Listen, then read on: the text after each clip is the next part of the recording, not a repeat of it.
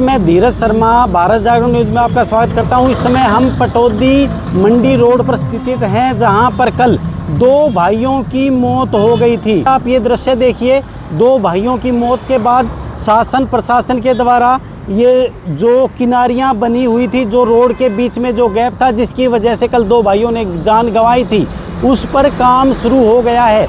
लेकिन ये खुशी की बात भी है और दुख की बात भी है। अगर ये काम इतना ही आसान था तो क्या पहले से इस पर एक्शन लेकर इस काम को करके क्या उन लोगों की मौत को टाला जा सकता था।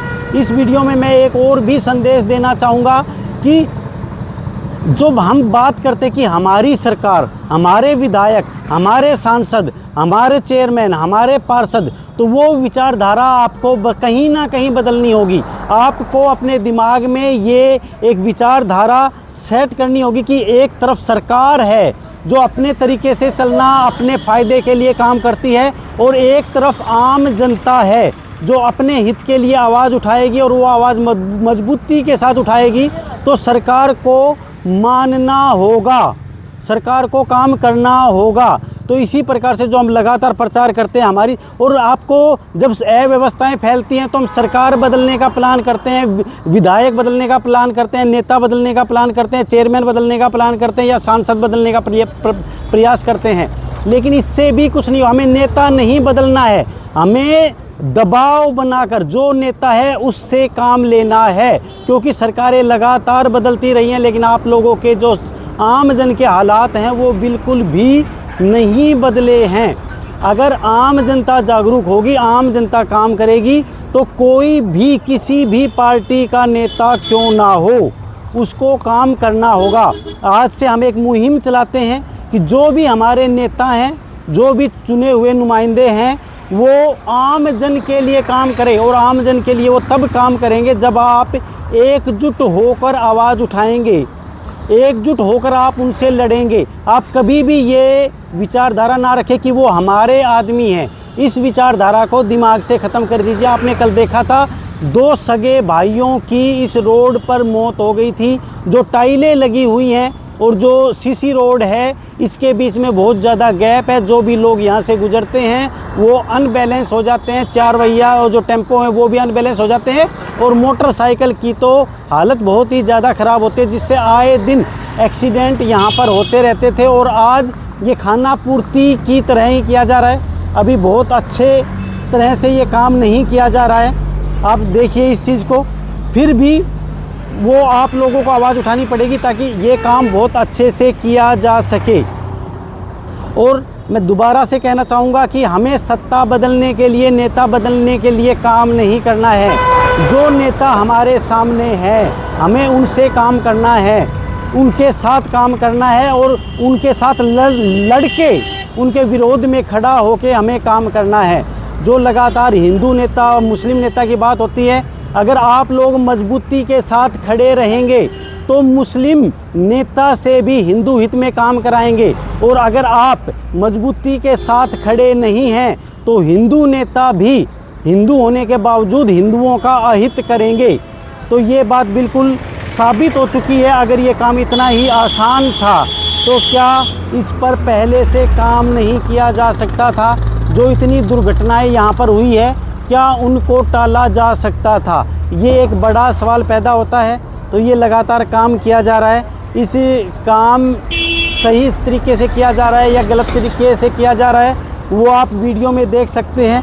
मुझे ये व्यवस्था बहुत ज़्यादा अच्छी दिखाई नहीं दे रही है, लेकिन तत्काल कुछ महीनों के लिए शायद इससे हमें फ़ायदा होगा। लेकिन एक बड़े स्तर पर प्लानिंग बनाने के तहत जो इस तरह से जो ये अव्यवस्थाएं फैली हुई हैं, जो पत्थर पड़े हुए हैं, इन सब की सफाई करके जो अतिक्रमण हो रहा है, और जो अव्यवस्थाएं हैं, जो कल हमने मुद्दा उठाया था, ओवरलोड, जो ईंटों से भरे हुए ट्रैक्टर यहाँ से चलते हैं, ओवरलोड गाड़ियाँ यहाँ से चलती हैं, उन सब पर हमें काम करना होगा।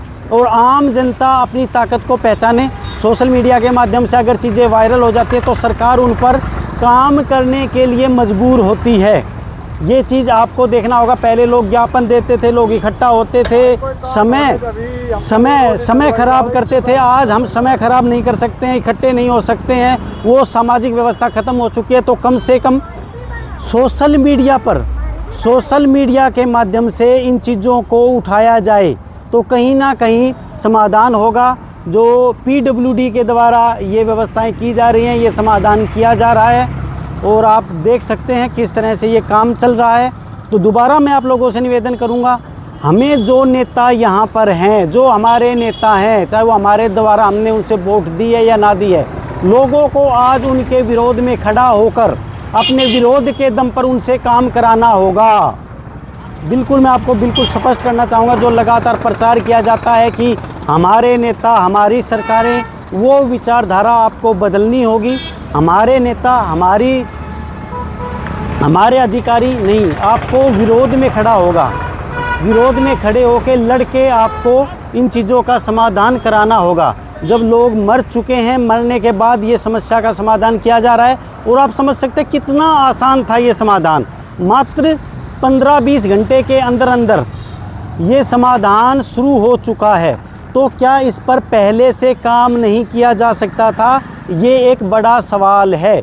लोग खुश होंगे, लगातार प्रचार किया जाएगा, अधिकारियों का धन्यवाद किया जाएगा, उनका धन्यवाद, आवाज़ उठाने के लिए पत्रकार का धन्यवाद।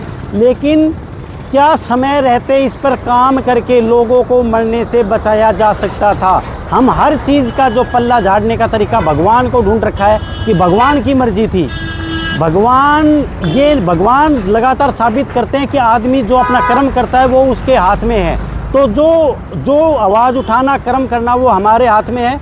हम हर चीज़ का पल्ला भगवान का नाम लेके नहीं झाड़ सकते हैं कि भगवान की मर्जी थी इसलिए वो मर गए। ये हमारी गलती, शासन प्रशासन की गलती की वजह से वो दुर्घटना हुई है और प्रशासन और शासन ने उनकी जान ली है। अगर प्रशासन पहले जाग जाता तो ये स्थिति बिल्कुल भी पैदा नहीं होती और बहुत से लोगों को हम मरने से बचा सकते थे। और अब आप देख सकते हैं किस तरह से ये काम चल रहा है और पूरे रोड पर ये काम चल रहा है। जो किनारियाँ बनी हुई थी, जो रोड के गैप बना हुआ था, उस पर तारकोल बिछाया जा रहा है।